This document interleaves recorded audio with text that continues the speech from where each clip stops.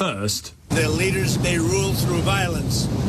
But we're looking at it very seriously. The military's looking at it. Donald Trump has posted that a massive armada of US warships is moving quickly towards Iran. Simon Marks is LBC's Washington correspondent. Why are they heading there, Simon? Afternoon. Afternoon to you, Tom. This is the second time in just the last 3 days that President Trump has spoken about this massive armada. He loves the word armada. He used it to refer to the presence of US naval warships in the waters off Venezuela prior to the military strike there. Do you think that's because he's just President Trump it? is... Well, he spelled it with a capital A this time round, so maybe he's done some reading on the history. Who can tell?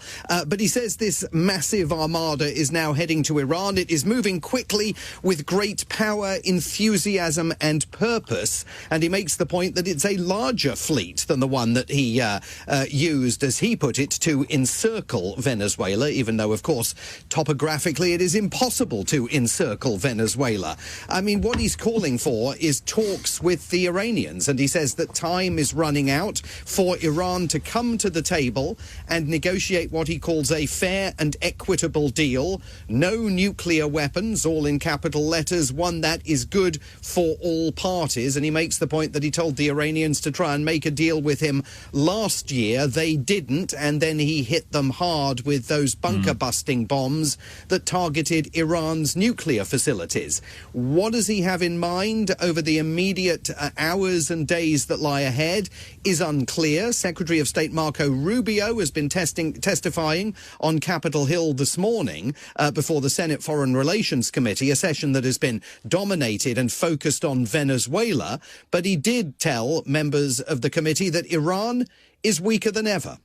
That regime is probably weaker than there's ever been. And the core problem they face, unlike the protests you saw in the past on some other topics, is that they don't have a way to address the core complaints of the protesters, which is that their economy is in collapse. The protests may have ebbed, but they will spark up again in the future, because this regime, unless they are willing to change and or leave, have no way of addressing the legitimate and consistent complaints of the people of Iran who deserve better.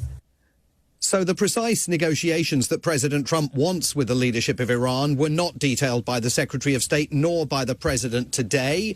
But there is definitely a threat to go military against them. He, of course, put previous threats to go military against them on ice when he claimed 2 weeks ago to have halted more than 800 executions that he said were about to take place in Iran. I think it is also important to underscore that this week the president is looking for a distraction to divert people's attention away from the circular firing squad that is being formed by top members of his own administration over the killing in Minneapolis on Saturday of 37-year-old American citizen and intensive care unit nurse Alex Pretty.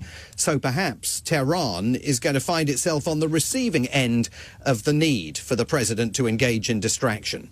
Simon, really appreciate it as always. Thank you so much. Simon Marks is LBC's Washington correspondent. Rather cheekily, Colin suggests that maybe Trump is using the word. Colin says, I just assumed it's because he can't spell Amanda.